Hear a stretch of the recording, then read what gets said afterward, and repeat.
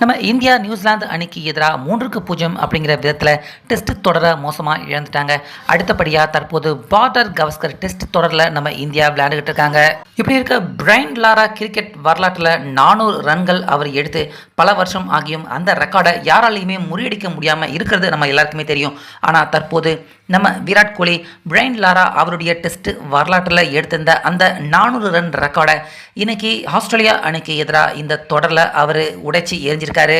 அது மட்டும் இல்லாமல் இந்த சரித்திர சம்பவம் நடக்கிறப்ப ஹார்ட் பீட் எல்லாமே எகிரக்கூடிய அளவுக்கு பல சர்ச்சையான சம்பவங்கள் நடத்தி தான் தற்போது விராட் கோலி இந்த ரெக்கார்டையும் ஆஸ்திரேலியா அணிக்கு எதிராக இன்னைக்கு நிகழ்த்தியிருந்திருக்காரு. அதாவது பார்டர் கவஸ்கர் ட்ரோஃபிக்கு முன்னாடி தற்போது நம்ம இந்திய அணியும் ஆஸ்திரேலியா ஏ அணி பிளேயர்களுக்கு எதிராக வார்ம் அப் பயிற்சி ஆட்டத்தில் விளையாண்டுகிட்டு இருக்காங்க.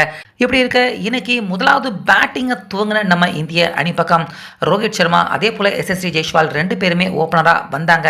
ரோஹித் சர்மா வழக்கம் போல இன்னைக்கும் வெறும் 19 ரன்கள் மட்டுமே எடுத்து அவுட் ஆயிட்டாரு.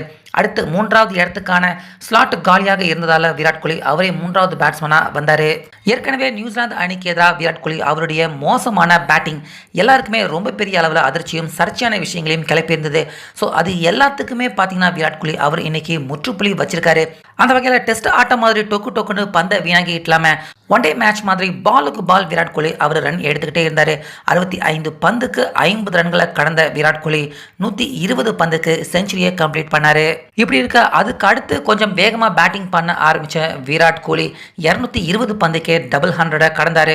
அடுத்து 333 பந்துக்கு 300 ரன்னை தொட்ட விராட் கோலி கடைசி செஷன் அதாவது டீ பிரேக்குக்கு அடுத்து இன்னும் 1 மணி நேர இடைவெளி மட்டும்தான் இருந்தது டே முடியறதுக்கு. அப்போ T20 ஸ்பீடுக்கு பேட்டிங்கை வேகப்படுத்தின விராட் கோலி சரியா 398 ரன்கள் அவர் இருக்கிறப்ப ரொம்ப கரெக்டான கிளீனான பர்ஃபெக்டான LBW அப்பீல் பார்த்தீங்கன்னா விராட் கோலிக்கு எதிராக ஆஸ்திரேலியா பிளேயர்கள் எழுப்பியிருந்தாங்க. ஸோ அதை பார்க்குறதுக்கு ஏறக்குறைய அவுட் மாதிரி தான் இருந்துச்சு. ஆனாலுமே அம்பையர் பார்த்தீங்கன்னா அவர் தரலை. ஸோ இது ஒரு பயிற்சி ஆட்டம் மாதிரி நடக்குது அப்படிங்கிறதால இந்த ஆட்டத்தை பொறுத்த வரைக்கும் யாருமே ரிவ்யூ எடுக்கிறதுக்கான ஆப்ஷன் தரப்படலை. ஆனாலுமே ஆஸ்திரேலியா பிளேயர்கள் LBW அப்பீல் பண்ணுறப்ப எங்கே கொடுத்துருவாரோ அப்படின்னு தான் பார்க்குற எல்லாருக்குமே ஹார்ட் பீட் எகிரக்கூடிய ஒரு கொடூரமான பயங்கரமான சம்பவமாக தான் அது இருந்துச்சு.